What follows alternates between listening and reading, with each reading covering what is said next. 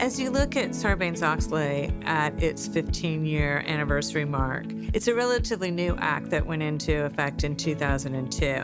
What I think we're going to continue to see is that the principles behind Sarbanes-Oxley and the work that the audit firms and the audit committees do will continue in effect for years and years to come. So we will be reaping the benefits of Sarbanes-Oxley many years from now, because auditing and financial reporting is never done. I think it's also important to understand that no law, and certainly no regulator or agency is ever perfect. And so the 15-year anniversary provides us an opportunity to look back and see how exactly Sarbanes-Oxley is working in practice. And I look to our members and I watch what they're doing, and they're not worried about the threshold standards that some of these things have been put in place over the years. They're looking at how do we be the best company out there, and how do we be the most strategic asset we can possibly be to the companies that we serve.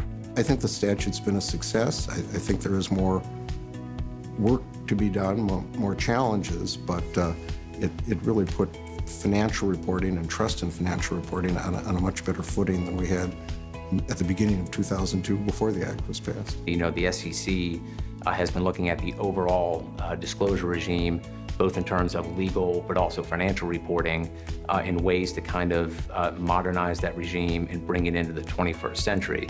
So I think it's a good opportunity for us to look and see what can be improved upon with Sarbanes-Oxley and some of the resulting impact that it's had, but also within the context of the SEC's overall review of disclosures. I think this is an opportunity to see what's working and what's not working.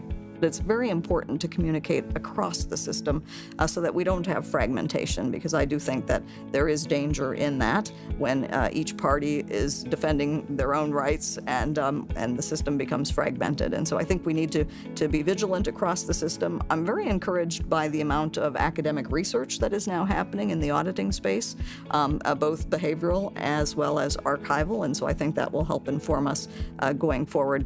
And like I said, we all just need to be vigilant and be open to changes that might be needed going forward. You can never stop improving. It's you don't reach a certain level and then you can declare victory, but rather it's because it's a process, and it's something that the firms, the individual auditors, the audit committees, I would say our regulators, our academics, investors, all of us that are involved in financial reporting are constantly striving to improve audit quality and financial reporting in the future, and that will never stop.